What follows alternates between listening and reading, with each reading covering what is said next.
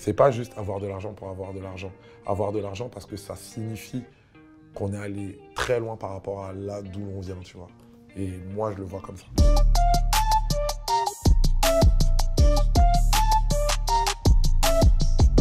Premier objet, ma petite Champions League. La première, donc voilà, ma fierté. J'ai très peu de trophées de football chez moi, bien que j'ai eu la chance d'en gagner beaucoup, mais la Champions League, c'était vraiment un spécial. Donc voilà, on a eu la miniature après la victoire et je pense que c'était très important de l'avoir à la maison. Quand on peut voir ici, chacun a eu avec son petit prénom dessus. La boîte est super belle, t'as la finale, t'as la date et tout. Et voilà, c'est un super souvenir et c'est avec moi tous les jours à la maison.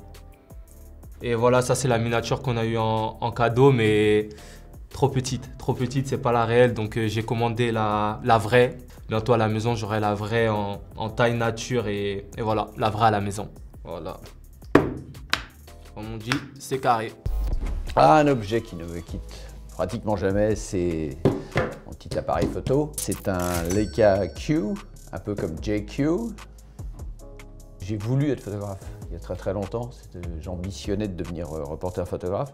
Et donc j'ai travaillé dès que je l'ai pu. Je m'en suis d'abord fait prêter. Ensuite j'ai économisé. J'en ai trouvé un vieux d'occasion, un M3, avec qui j'ai passé une grande partie de ma vie. C'est un appareil discret qu'on garde. Alors celui-ci est numérique, donc c'est le Q. On le garde toujours dans un coin de sac sur soi et hop, il suffit d'ouvrir et de déclencher. Et ça y est. Waouh! Ça c'est les coulisses. C'est ce que vos abonnés ne voient pas. Et ce que j'ai sous les yeux là, c'est assez désolant d'ailleurs. Bon. Il y a un rendu à travers les optiques Leica qu'on identifie, enfin que tous les amateurs de Leica repèrent tout de suite. J'utilisais un boîtier avec toujours un 35 mm, une optique de 35. C'est l'optique des reporters. C'est l'optique qui à la fois vous offre un champ assez ouvert et en même temps vous oblige à vous approcher du sujet. On est obligé de s'approcher, voilà. Et on est obligé de s'approcher des gens qu'on photographie, ce qui est une certaine approche de la photographie. Alors celui-là, je ne le mets pas sous la cloche parce que je repars avec. Troisième objet les gars, je pense que c'était quand même un petit peu logique. Je suis content, elle est toute nouvelle. Je me suis acheté la dernière de chez Sony et franchement elle fait un taf de ouf. Je filme un peu toute ma vie parce que je fais une vidéo par mois où je mets un peu tous les moments, les meilleurs moments que j'ai passés dans le mois. Du coup, j'ai tout le temps ma petite caméra avec moi. Je filme, je prends des petites vidéos, par exemple quand je suis avec le Mich, quand je suis tout seul, quand je suis avec des potes, quand je conduis des voitures, etc. J'ai ma petite caméra, comme ça tous les mois je publie ma vidéo, je fais un petit condensé et voilà quoi. Et même pour les vidéos de tous les jours, la petite caméra elle est toujours là. Tada! Je vous présente mes cuissardes. Quand je vous dis que c'est un essentiel, c'est genre, elles sont nickel. Je les porte tous les jours. Genre, normalement, t'as des TN nickel. T'as pas des cuissardes Louboutin nickel. Genre, la semelle n'est plus rouge. C'est problématique. Elles me font me sentir un peu bad bitch, un peu stylé. Et ça me rehausse, ça m'élève. Je fais 1m1. Et avec ces chaussures, j'ai la chance de passer à 1m3. Et elles me donnent grave confiance en moi. En fait, le gros kiff, c'est que maintenant, je suis en mode, j'ai des cuissardes. Je les porte. Je vais dans la rue avec. Alors qu'avant, j'attendais que ma mère parte du travail pour lui voler ses sabots et aller dans la cour de l'immeuble et faire 3 pas pour me sentir comme genre quelqu'un qui marche dans la rue avec des talons. C'est un peu triste. Genre, j'étais en mode, ah, c'est trop bien. Il y avait une voisine dans la cour qui avait ouvert la fenêtre et qui m'avait regardé en mode, qui est ce garçon de 11 ans avec des talons dans ma cour? Et maintenant, je les porte dans la rue et les gens sont en mode, c'est Bilal Hassani! Donc c'est un peu la même chose, mais en mieux, genre, en stylé. Un objet qui m'est pas forcément essentiel, mais qui est important, c'est ça. Mon disque de diamant pour le premier album, Gentleman 2.0, c'est une énorme fierté que j'ai. J'ai pas d'attachement, moi, avec les disques, tu vois, j'en ai même pas chez moi. Je suis content de savoir que je les ai obtenus, tu vois. Je suis pas attaché au disque pour l'accrocher dans mon mur et tout, mais savoir que j'ai obtenu ça, que mon travail a payé, c'est une de mes plus grandes fiertés. J'ai eu plusieurs problèmes avec les histoires de pouvoir sortir des sons ou pas, les histoires de contrat, les histoires de changement de label, faire monter ma propre boîte de production, tout ça. Franchement, ça a été compliqué, surtout hein, c'est des trucs que je connaissais pas, tu vois. Et ça, c'est vraiment pour me rappeler que voilà, le charbon, il a été fait et qu'on a été récompensé pour ça, tu vois. Et c'est motivant pour moi. Et ça devrait, j'espère en tout cas que ça sera motivant pour plusieurs personnes. Écoute, cette raquette m'a été donnée par Roger Federer lui-même. Petite signature là, tu vois, son autographe. 2 ans avant ses 30 ans, j'étais allé voir sa femme Mirka à Roland-Garros, et je m'en souviendrai toute ma vie, tu vois, je la vois, elle est à côté de moi parce que j'ai un pass à Roland-Garros, il m'autorise à aller un petit peu partout. Et je lui ai dit, pardonnez-moi de vous déranger Mirka, mais pour les 30 ans de Roger, si vous avez besoin d'un DJ, ça me ferait un énorme cadeau pour moi de venir là et de jouer pour vous, pour la famille, etc. Elle me dit, ah, c'est adorable. Donc elle m'a dit oui, je pensais qu'elle allait jamais me rappeler. Et 6 mois avant son anniversaire, elle m'appelle, elle me dit, est-ce que vous êtes toujours disponible, ça vous intéresse toujours? Parce qu'au mois de juillet, on va faire un événement surprise pour ses 30 ans. J'ai joué pour ses 30 ans, magnifique. 80 personnes triées sur le volet, toute sa famille. Et en échange, il m'a fait ce cadeau-là.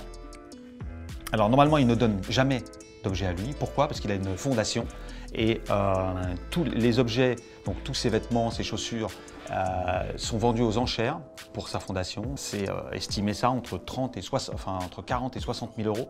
Donc tu vois, évidemment que je ne la vendrai jamais. Ça, c'est vraiment un cadeau, c'est très précieux. Quelquefois, je la touche. Alors j'ai essayé de jouer avec. C'est quasiment injouable parce que ça pèse, pour les connaisseurs, ça pèse 340 grammes, donc sans le cordage. Donc 340 grammes, ça paraît pas lourd comme ça, mais je peux vous dire que c'est très lourd, c'est injouable. C'est une planche de bois, hein, mais par contre, quand on la centre bien, ça part vite. Bam! Il est imposant celui-là. Hein. Donc ça, c'est mon essentiel préféré en vrai. Hein. Sans lui, je serais pas grand-chose. Voilà, ça fait 20 ans que je fais du vélo maintenant. Et il m'a emmené partout dans le monde.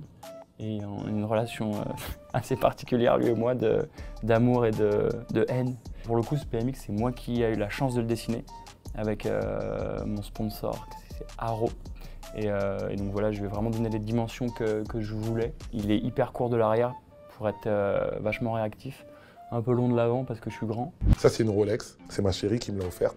Je suis fasciné par les montres. Je ne suis pas un grand collectionneur, mais je suis fasciné quand même par ça. Et quand j'ai ça au poignet, c'est quand même un peu là d'où je viens et là où j'en suis. C'est pas la fin des choses, tu vois, d'avoir une Rolex. C'est pas une question seulement d'argent, c'est plutôt l'endroit où je suis et ce que je partage. Ça, c'est les femmes de ma famille qui me l'ont offerte. Ça, c'est ma chérie qui me l'a offerte. Il y a un mimétisme entre les deux. Bien sûr, c'est pas le même prix, forcément, mais leur valeur, pour moi, elle est presque aussi importante, tu vois ce que je veux dire. Ça représente bien ce que je suis, c'est-à-dire que moi, mes racines sont importantes pour moi, mais j'aime bien aussi les objets, les grandeurs. Pas spécialement ce qui est cher, mais ce qui a de la valeur. On a eu des vies, nous, où on a tellement manqué que c'est pas juste avoir de l'argent pour avoir de l'argent. Avoir de l'argent parce que ça signifie qu'on est allé très loin par rapport à là d'où l'on vient, tu vois. Et moi, je le vois comme ça. Ça, c'est mon trousseau de clés voiture. Alors finalement, j'ai réuni toutes mes clés en un seul trousseau parce que j'avais l'habitude de partir avec plusieurs voitures à la fois. J'ai encore l'habitude. Et c'est un petit peu le bordel pour retrouver les clés. Donc là, c'est plus pratique. Bon, ça, c'était la clé de la McLaren en or blanc. Dommage. Ça, c'est la clé de la Lamborghini Aventador, la Poctador en or rose. Là, c'est la RS6 RS Pog. Ça, c'est la clé de mon Kangoo en or, si vous voulez. Et là, c'est clé de 2 Ferrari. Donc, je suis obligé de leur attribuer une couleur pour pouvoir les reconnaître. Et la clé de la Mini GP. Alors, ouais, c'est l'occasion de calculer. 1, 2, 3, 4, 5, 6, 7. 7 voitures. C'est comme quand je suis enfant, quoi. Je joue avec tout plein de petites voitures. Et maintenant, je suis plus grand, je joue avec des plus grandes voitures, mais voilà, quoi. C'est la collectionnite, c'est insatiable. Alors, j'aime beaucoup m'occuper un petit peu de tout, mais à un moment, je me fais aider. En effet, j'ai un pote qui gère un petit peu, en plus les petits soucis mécaniques de chacune, ça prend un temps monstrueux. Il y en a toujours une qui est en réparation. J'ai commencé avec une 205 Green, c'était ma première voiture, donc forcément, sa première voiture, on en est fou, on en est fier. Et après, la première fois que j'ai passé le pas d'une belle voiture, je me suis dit, oh là, elle est trop belle, c'est quand j'ai acheté une 406 coupée. Elle était superbe, j'étais tombé dessus une nuit, ça a été siglé Pininfarina, hein, le designer de Ferrari. Et je me dis encore aujourd'hui que si jamais j'avais pas fait cette bascule à ce moment-là pour cette voiture, j'en serais pas avec cette voiture dans mon garage. Le dernier truc, c'est mon sac pour mettre tout ce que je mets dedans. J'ai toujours cet énorme sac. On a encore plein de bric-à-brac là-dedans, hein. Mais bon, La vidéo s'appelle 10 et pas 100 et une chose avec lesquelles je ne peux pas vivre. Celui-ci, c'est mon préféré, pas parce que c'est Dior. Parce que bon, c'est Dior, toi, il est très beau, on adore Dior. Mais c'est parce que ils me l'ont personnalisé et en fait, c'est un cadeau de la maison avec qui je collabore maintenant depuis 1 an. Et en fait, pour mon anniversaire, ils m'ont offert ce sac. En gros, j'étais au showroom et j'en avais parlé en disant pour moi, c'est le sac le plus pratique parce que tu peux mettre ton ordinateur, etc. Une autre fois, au café, on parle du pied de poule en disant que moi, c'est un peu mon motif préféré parce que ma maman, elle en portait toujours, etc. Ils ont retenu ça et en plus, ils me l'ont personnalisé.